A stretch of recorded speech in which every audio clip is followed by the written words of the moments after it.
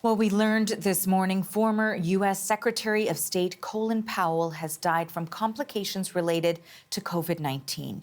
Now, he was the first Black Secretary of State. Powell also headed the Joint Chiefs of Staff, the top military post. He served 4 U.S. presidents, but Powell may be best remembered for a speech in the lead up to the 2003 invasion of Iraq. He claimed the Bush administration had solid evidence that Iraq possessed weapons of mass destruction. Powell later apologized and said he'd made a mistake. It was a lasting regret in an otherwise decorated military and diplomatic career. And we are standing by waiting for the current Secretary of State, Antony Blinken, to speak about Colin Powell. And as we do that, we do also want to welcome my next guest, who worked with Colin Powell at the White House. Anita McBride was an assistant to President George W. Bush and Chief of Staff to First Lady Laura Bush, and was also a senior advisor to Powell when he was Secretary of State. She joins us now from Washington. Thank you so much for joining us, Anita, and my condolences. I'm sure this news came as a shock to you. It did, and good morning, and thank you for the opportunity to say a few words about Secretary Powell. It's an extraordinary figure in our history, and yes, it did come as a very sad surprise. So when you did hear the news, what were some of the first thoughts that went through your mind? You know what, the first thought that came through my mind was the opportunity that he gave me to work for him at the State Department. I had been on the White House staff in the first year of the Bush administration, 2001. It was a difficult transition, and he saw me one morning and saw how exhausted I looked and said, "This is no job for a young mother." I had a 3-month-old and a 3-year-old at the time. And he said, "Come work for me at the State Department, and it'll be a better schedule for you." And so I did work for him for 2 years before I went back to the White House to work for Laura Bush. But, you know, he was just a person who cared about the people who worked for him, both as a military man and as the nation's most senior diplomat. He cared about those under his command. And, you know, he is being described, of course, as a trailblazer as well, when you look at him in a historical sense, being, you know, the first Black U.S. Secretary of State, the roles he played during the course of multiple administrations. How do you believe that the nation will remember him? Well, I think, and even going back further than that, you know, he led an extraordinary career that President George H.W. Bush gave him the opportunity to serve as the youngest ever chairman of the Joint Chiefs of Staff, and also the first African American in that role. Ronald Reagan had made him a deputy national security advisor. You know, he was a trusted confidant, advisor, man of experience, who spoke his mind but respectfully to the commanders-in-chief that he served.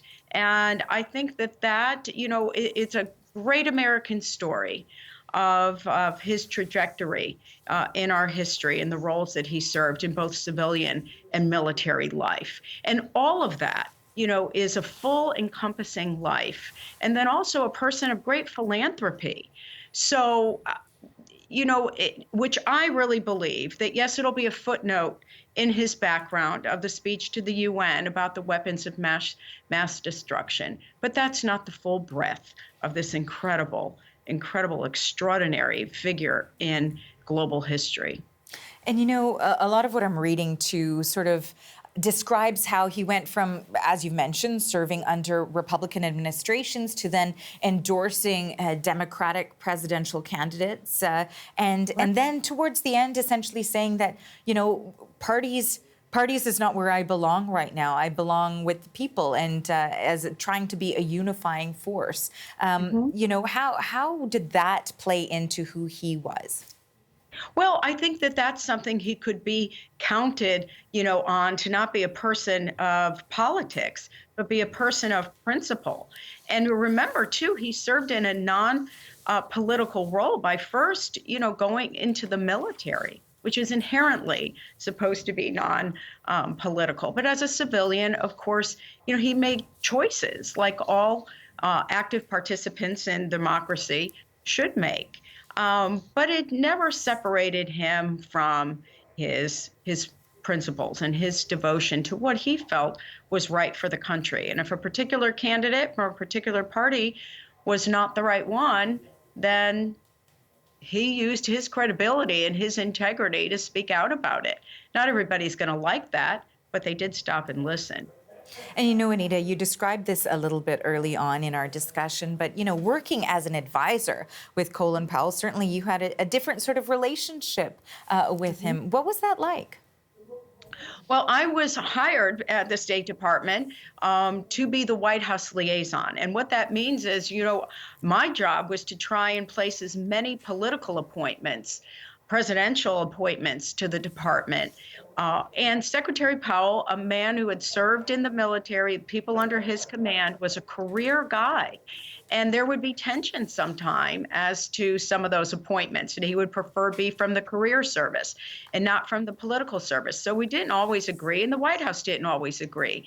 But he had an extraordinary, way of respecting the other point of view and trying to get, you to agree to his point of view. And ultimately, the department was really well served by the majority of the people that he put in positions there to lead the most important of diplomatic, agencies and posts in the country. And finally, I just wanted to give you an opportunity to give us some thoughts on how you will be remembering Colin Powell. Well, two things. I will say this. He was an incredible public servant, but also such a gentle human being. I was working for him 3 months when my father died. And one of the first calls I got was from Colin Powell as the Secretary of State. It meant a lot. And then in one portion of my tenure with him, we went overseas, and this was because of my husband's position in the private sector. So I had to take a leave of absence from the State Department for a short period. And he met with my family and knelt down to be with my 2 little kids, wish them well on this new adventure. He was a father, a grandfather, and just really a giant among men, but a real gentle soul. Well, Anita, we so much appreciate you speaking with us about this today. And again, our condolences on this loss. Thank you so much. Thank you so much. Anita McBride worked with Colin Powell at the White House, and we reached her in Washington.